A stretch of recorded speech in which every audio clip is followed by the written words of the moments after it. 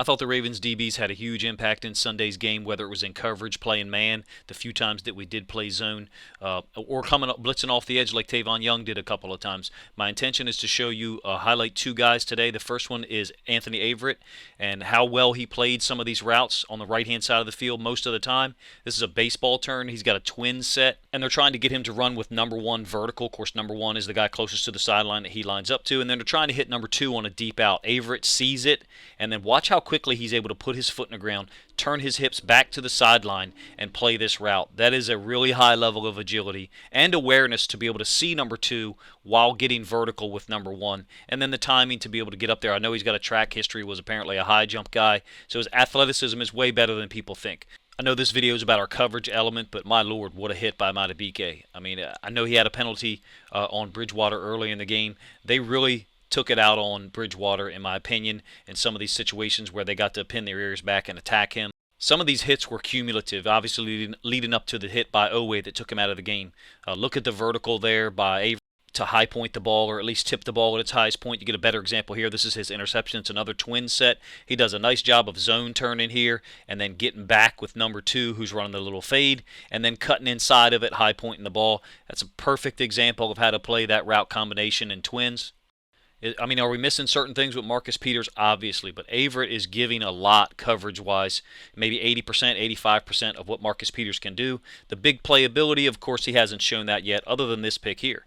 Other than going and picking the ball up so he can take it home with his second career interception, but Marlon Humphrey had him covered. Okay, this is like 2 or 3 plays earlier where they do beat him down the left sideline. It's a vertical route, so he's man turning here, meaning he's turning and facing his chest to the sideline and his back to the middle of the field. And there's a slight push off by the receiver, but I think this is Cortland Sutton, the really big receiver. Of course, him and Patrick are both big. There's a slight push off, probably not going to get called. But like I just showed you, 2 or 3 plays later, he's standing there intercepting the ball in the end zone. So his competitiveness streak is there. All right, so this is going to be cover 2 man, which is a slightly new coverage for the Ravens. We got man here across the board, and then Averitt is up top. He's manned on the backside split in, or the X. And Averitt just blankets his receiver. There's your 2 high safeties. Averitt blankets that guy over there who runs like an out route, as does everybody. The only guy that's slightly open is in the middle of the field there. I'm not sure who it is. I know it's one of the tight ends. But from a coverage and DB standpoint, I like this because we're actually giving our DBs help, right? We've got 2 high safeties to help them out, so they have some leverage to play with. It's a 4-man rush. Queen looks like he's coming, but he's not. He's taking the running back. You see we got tight coverage there, and that guy's going to be slightly open. We're in trail, and we're really tight coverage up on the other sideline. I love the fact that we're throwing cover 2 man in there. There's a time and place for it. I know we did use it against the Chiefs as well. Again, I think it helps out our corners and particularly our slot DBs. So you get a look at Queen here. He's manned up on the back. It looks like he's going to blitz, but he tracks the back trying to come out of the backfield. And then, of course, this is the one where Bowser gets the sack. The D-line and OLBs really had some moments where they looked great Sunday.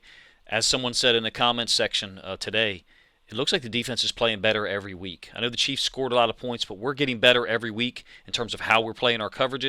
And with apparently mixing in new coverages. This is a screenshot from earlier on that play where I'm just illustrating that we're playing cover 2 man. I would like to track all the coverages that we play, but I'm only one person and can't do all of that. If there's anyone who would like to help in that process, I'm interested in starting a shared document where people can fill in coverages and we can try to track as Ravens fans how much we're playing each coverage, each game.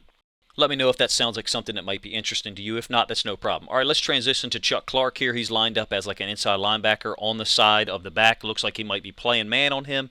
He's not. This is like a zone coverage where 2 of the guys drop out. This is the craziest version of cover 3 that I've ever seen. This is the one where we blitz Tavon Young off the edge. He hits Bridgewater, and then Clark knocks this guy out of the game, which was a completely legal hit an instant later. From the end zone angle, you're going to see Clark is going to play the curl flat to the boundary, which is the bottom side of the screen. And Chris Board, who lines up at the line of scrimmage, is playing middle of the field free safety. I'm telling you guys, this is cover 3. There's your 2 corners. Board is the middle of the field safety here. And then you got your 4 underneath droppers in the middle of the screen. And Clark is the guy playing curl flat. So he had a tight end to his side. He kind of lets the tight end go vertical, but I thought Bowser did a great job of getting hands on him. And then Clark redirects, because he's got everything in front of him, he redirects to the drag coming from the number 2 route on the other side of the field. It's a great way to play it. It's scary as hell, though.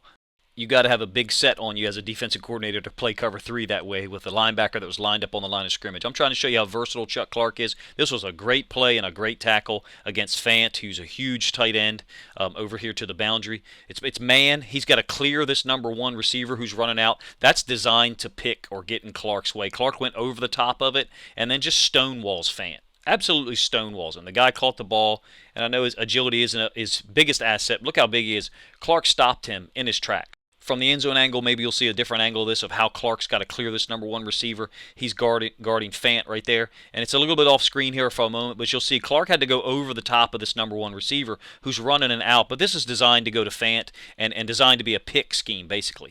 Hopefully you can see how versatile Chuck Clark is if you weren't aware of that already. This is man-free. He's going to drop down to the middle of the field and play the low hole. And then Jimmy Smith is the other safety who's going to drop to the middle of the field.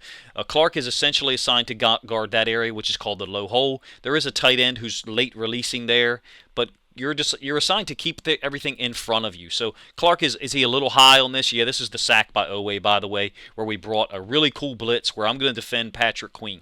So Patrick Queen's going to get KO'd by the running back. I think a lot of people have talked about this. And I can understand that why you'd criticize that, but let's look at why that happened. Queen is doing his job. His job is to pick this left tackle. So to pick him, and you see he's clearly attempted to run into him, so that he can pick him, and then Justin Houston can go up underneath there in the B gap with a free lane towards the quarterback, because the back is assigned to block Queen here. And you see it works. The left tackle holds. It should have been called clear hold, and this Oweh got the sack anyway. But that was an excellent job by Queen of playing team defense, giving himself up for his team, so he could clear the rush lane for Justin Houston. So when I say defend him, that's what I'm talking about. All right, now Clark is lined up as a half-field safety. It's a trip set with the trips away from him. And Clark's job is to stay inside leverage between the hash and the numbers so that Marlon Humphrey can take outside leverage on the solo receiver down here. And you'll see they both do their job, and this X receiver eventually makes an outcut deep. Once he does that, Clark is free to help out to the other side because, again, Marlon's playing with outside technique. Now, the receiver got an inside release, so that was easy for him to do. Clark looks at this as a missed opportunity for an interception. You'll see it a little clearer from the end zone angle. Clark is reading the quarterback, but simultaneously Bridgewater is reading him.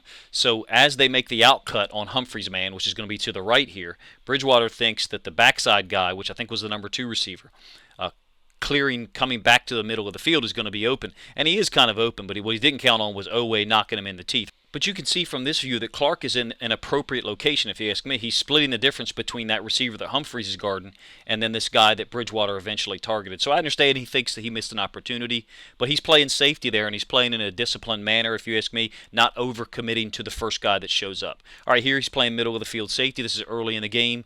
We're in our base defense. The Broncos have got the matchup they want. They've got a tight end up top on Patrick Queen, and Clark has 2 routes that he has to worry about. He has to worry about this tight end running a slant in the middle of the field, and then he has to worry about the vertical by number 1. It's a very well-designed play by the Broncos. It forces Clark to kind of choose where he's going to be.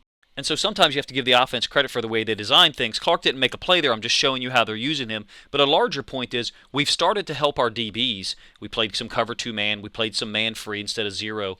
Well, why don't we do that with Patrick Queen? When they force him to be lined up out wide, I think that's a bad matchup for him. And I say they're putting him in a bad spot. That's just my opinion. You guys tell me what you think. Let me know what you thought of Averett's play along with Chuck Clark and the other DBs. I thought it was probably their best game overall in terms of all the different coverages they were asked to play and the aggression and precise technique they played with every time they executed their assignments.